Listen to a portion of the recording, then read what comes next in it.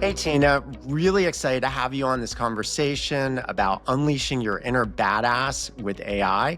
As a quick introduction for everyone, you lead the North American Business Insights and Analytics function for Halion. It's a huge company, $14 billion in the consumer healthcare industry, and you got a team of 30 people. Now, just to start this off with something a little bit fun, I think you have one of the coolest LinkedIn profile taglines out there. You've got this thing called Unleash Your Inner Badass, and you've got all these posts under the monkey or Project Badass. And I'm dying to know, what exactly is this? What does it mean?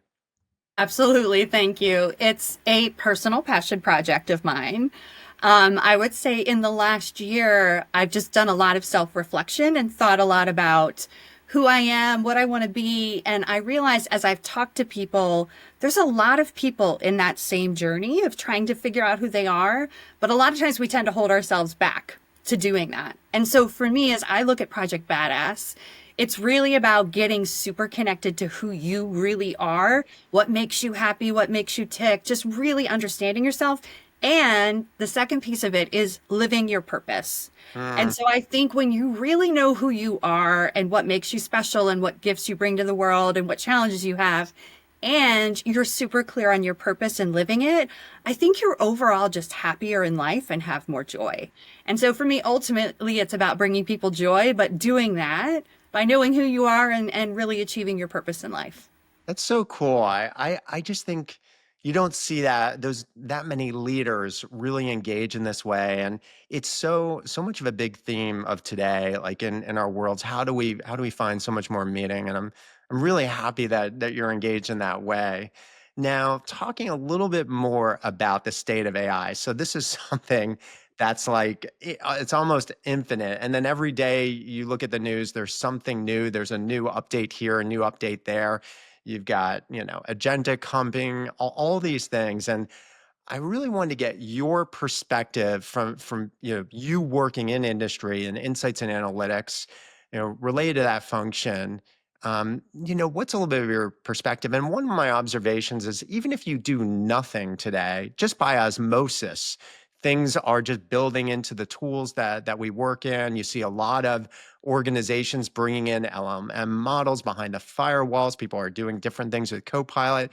Love to get your kind of high level take on AI, and the state of it within your function. Absolutely. Another passion project for me, John, is generative AI and sort of the revolution that I think is coming. So as I think about it, I think there's a couple of things. I think that companies, for the most part, are leaning in really hard to the tech part of generative AI. So they're creating their own large language models, they're uploading Copilot, they're doing all the things to sort of create that infrastructure. I think the biggest challenge that I'm seeing from folks is that leaning in capability from the teams in the companies. So from a supplier perspective, I think is a little bit more, they're a little more aggressive because they almost have to be to stay ahead of the marketplace. On the client side, what I'm seeing, which is where I live, you've got the impact of your suppliers doing things, right? And then you've got the impact of your company doing things from a tech perspective. The opportunity that I think is really valuable is if the people are able to lean into that discomfort and learn how to really tap into the potential of generative AI, but it requires a mindset shift for a lot of folks. Yeah, and I think we'll talk a little bit more about the mindset of what it takes to be successful. Before we get too deep into that, maybe your perspective one level down on the ground. So maybe if you could describe the day to day, like 3 years ago versus today, what would you say are the top three things your team is using today that they weren't really using? Yeah, so I'd say there, so let's go with three.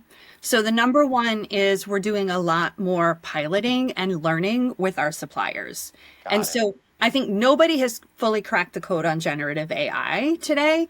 And so we're doing more piloting. In the past, I think you'd have to make a big case for a pilot of what's your ROI and have everything be like really solid. We're doing more learning pilots now versus sort of pilots getting ready to scale.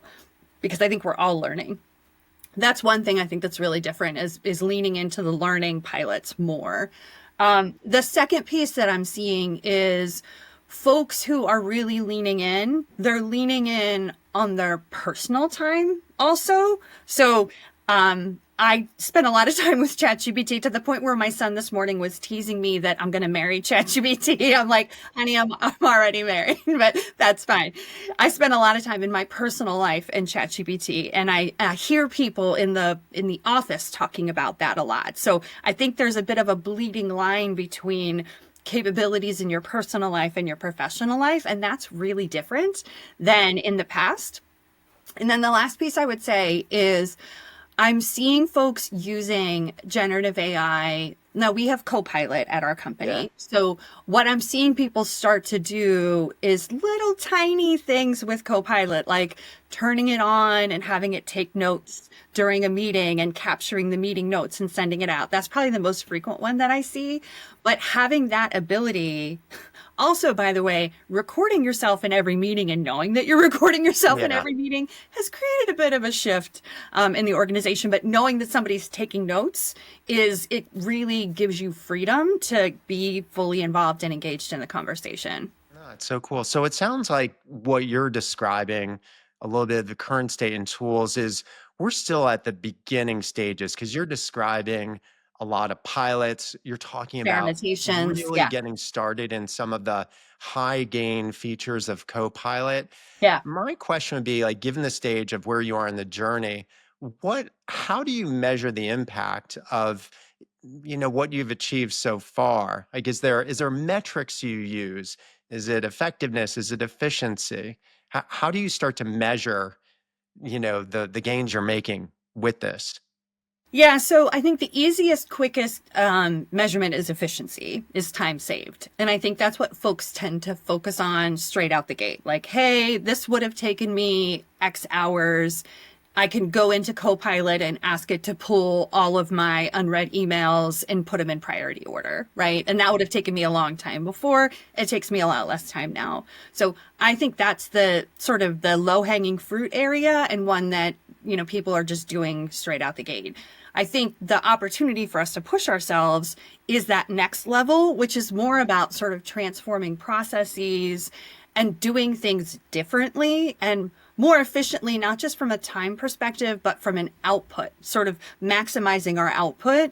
I think that an example I'd give there is we don't have a tendency to synthesize our data sources and bring things together and get learnings from multiple data sources. Part of that is a time thing, part of it's a resource thing, part of it is just a ways of working thing. I think the opportunity for us as an example here to do things differently is to start each project by doing an audit of what we already know. And it's funny because people say that. Nobody ever does that. We almost like start from scratch almost every time. And so this to me is an opportunity to truly do things differently going forward. That's an example. I think you also have to be comfortable with not having definitive hard and fast KPIs because Yeah. generative AI is such a foundational change for us. Somebody likened it once to it's the equivalent of electricity in terms of the type of change that it's going to be driving. And so I think when you thought about how people were experimenting and learning what you could do with electricity, they weren't sitting there going, okay, I'm going to save I'm going to save at that time, probably it was like a nickel, but like, I'm going to save money. It's more, how can we do things differently and get more value out of the way that we do things? Yeah, I love the way you've articulated that because I think you've crystallized that there's almost these two buckets of gain. The first bucket is how does just the day-to-day things you are doing the way you normally do them more efficient? And then you've defined this other bucket of we can actually change or transform the way we do things. Yeah. And it sounds like much of the impact over the past 12 months has probably been in the first category. I'd love to get like what's your back of the napkin estimate of, hey, over the past 12 months, every person saves 10%, 3 hours a week. Is there any like ballpark you would say? You know what, John? I'm going to push back on you because, like, we don't. I I would say that No, the reason you're doing it right is if you're not sitting there and calculating and thinking about it that deeply. that's So interesting. I think that if I looked at it as an example, the just trying the hey, help me catch up with my unread emails and doing it and knowing that I saved a ton of time, but not sitting there and spending time quantifying the numbers. I think a lot of times we have a tendency to quantify numbers so that we can report numbers. So it's Yeah, almost like we do this internally focused work so we can internally report to ourselves and feel right. good about it versus just, you know what, guys, just start doing it and you will see and feel the material difference. So for me, the KPI is more about the fact that I hear people and the way that they talk about how their work processes have transformed. It's like, oh my gosh, like they almost can't even fathom how long it would have taken them to do it otherwise. And they might not even have done it otherwise at that level because they just didn't have the time. So Yeah, it's a little bit fuzzy in that way. no, I love the way you articulate it because it's much more in a way, it's like a different way of humanity. It's more what you're describing. It's a different way of being and interacting with the world. It's not what you're saying is not X's and O's or Yes. transactional. Yes.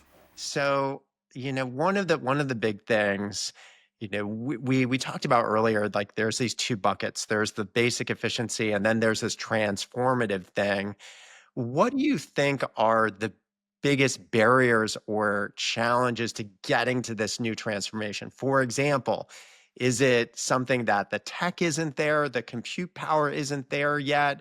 Or is it a little bit that in some of our other conversations, you start alluding to this idea of an AI growth mindset?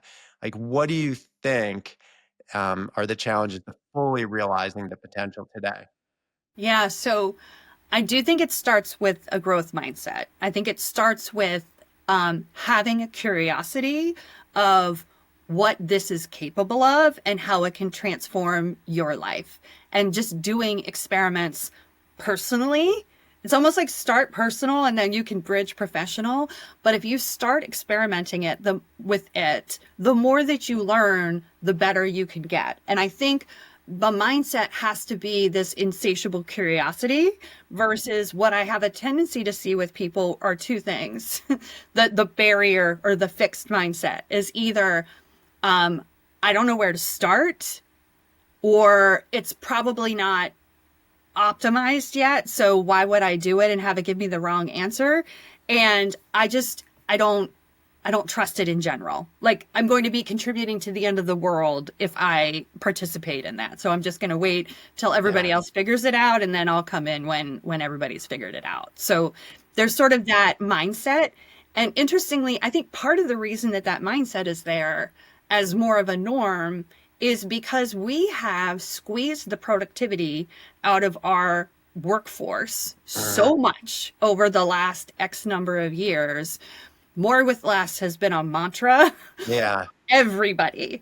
And so it's almost like you're asked to do the impossible in impossible time with impossible level of resources. And somehow we've been able to do that. And what I think is really important is now we have to have a little bit of a mindset shift and slow down a little bit to learn. Mhm. Because if you are operating at an expert level and you can do things super efficiently, that to me creates a bit of a fixed mindset because it's like, I have to do it this way or I'm not going to get it done because it's impossible timing. I know I can do it this way. Trying generative AI and failing or learning that that's not the best approach or it's not the most efficient approach slows you down and gets you to do things a little bit slower. So I think part of it is we actually have to think about doing less with more Yeah. or just doing less a little bit and prioritizing time to learn and potentially fail. Maybe talk just a little bit more on this because I think, with growth mindset, I'm sure there's a lot of people that think they have a growth mindset, but then when you look at their day to day, they might say, "Well, I use ChatGPT, so I've got a growth mindset." Like, if you were to paint a picture, and I know you mentioned curiosity is one of those features, but if you were to paint a picture of this person because we'd all love to, kind of strive for this archetype of what the ultimate growth mindset would look like. How would you describe it? And maybe what does that even look like in someone's day to day? How would I know that? How would I tell the difference between someone that's got a basic growth mindset versus like, okay, this person is at the top of the chain? So, and I'm just going to state my opinion versus like a definitive, I'm sure folks who've read, there's books about this that they could probably be even more precise. What I'll say is from my perspective, I think you have to have an insatiable curiosity, a a desire to always be improving things. So yourself and what you're doing, always like not satisfied that you can't do it better, faster, more effectively. Like, so this curiosity, dissatisfaction with where you are today. And there also has to be a bit of a optimistic sort of attitude because you could be not satisfied with where you are today and just resigned that nothing is going to get better. So it's like very curious, very not satisfied with where you are today, and a determination to do something about that and a belief that you can make it better. Because I think you have to believe you can make it better in order to lean in and make that happen. And to me, the people who have all three of those, they're curious, they're not satisfied, and they want to be part of making something better. That to me is sort of my optimal growth mindset No, candidate. that's an awesome answer. And maybe for those of us, let's just say I'm a person who, like, I'm just dabbling, I'm using some Copilot to summarize some meetings. I'm doing a couple queries on ChatGPT. What would be for someone that's more on the base entry level side, if you were to tell them, hey, here's three tangible things you could go do this afternoon to really get to this next level, what would your advice be to break me out of that? Yeah, so I would say the first one and the easiest one is don't Google something, go into Mm, ChatGPT. So replace your Google with ChatGPT. And that's been, from all the people that I've spoken to about this, that is the easiest, fastest, lowest entry point in terms of being able to just do it. And I find that if you go in like you would normally go to Google, put a little more context into it. So instead of just saying, I want to find new glasses, say, like, I'm looking for glasses that work for blue light, that are blue. I like blue color, and this is the shape I want to see. Like, you can get that level of precision in ChatGPT. You can't, from my experience, as much get that level mhm. of precision in Google. Now, Google also has their own sort of Gemini, so you can use Gemini also. But that level of precision and sort of context that you give would be the starting point for me. And then the other part, I think, is think about a pain point that you have in your life or your work and throw it to ChatGPT and see what it would do. So I've done stuff like I have a really hard time getting my son out the door in the morning. I'm sure I'm not alone there. He's 11 years old, and I feel like every day it's a battle. And I literally went to ChatGPT and said, "Help me help him as a parent." And I told a little bit about him and a little bit about me and the family and what we were trying to do. And it gave me a breakdown of very specific things, both for myself and for him, to help get him out the door more efficiently. And that's the kind of stuff when you start doing it, it becomes a almost like a an added little appendage for you. Like I said, that's why my son laughs because I literally will be like, I'm not sure what time I should go to the airport today. Oh, ChatGPT, what time should I leave if my flight is at this time and I'm going here? And it literally walks me through how I need to be thinking about it. So that to me is like when you get to that next level, but start with search.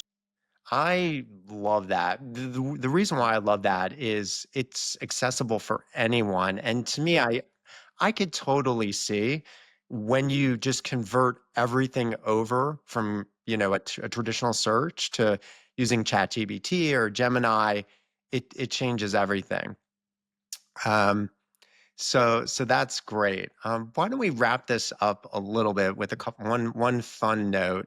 Something Okay. off it off. Hey, I've got a crisis. I hope you can help me Yeah, solve this. I'm looking sure. for my next Netflix show to binge. What's your big recommendation for me? So, my favorite one that I just watched recently, and I think Shonda Rhimes is always like a surefire bet. Absolutely. And there was one that she's done that is called The Residence, and it features there's an actress who's phenomenal. It's basically the idea is the White House residence and understanding how the mechanics of that works. And it's a Mm, thriller. So you've got the thriller, you've got the acting. She's really interesting character. I mean, it's Shonda Rhimes. So I'm like yeah. I said, you pretty much can't go wrong with Shonda Rhimes. Absolutely. All right. One last question for you. Coming back to Project Badass, is there anything you want people to know or anything you're working on that you want to make people aware of? Yeah, so Project Badass is very much of a personal passion project for me. It started in January, and I'd say it has just blossomed to be an outlet for me to share perspective and really try to help people understand who they are and achieve their goals, like I said. So I try to post once a week at least on LinkedIn. So if you could check me out on LinkedIn, you can see my previous posts and what I do every week. That would be awesome. I also recently started a TikTok channel, Mm, which is all about cultivating joy. So it's called T Squared Joy Journey. And so I'd encourage folks to check that out as well. That's a little more personal, but really just the idea of how do we have more joy in our lives and how do we talk about that in a way that's tangible and practical for people. That's kind of the focus for me of that. Those are the two that I would pitch out mm. there. That's so cool. I'm so happy you're doing that. And Tina, I really want to thank you so much for joining. It's amazing to get your perspectives. And I hope everyone listening has gained a further perspective and will start applying more of an AI growth mindset. Thank you so much.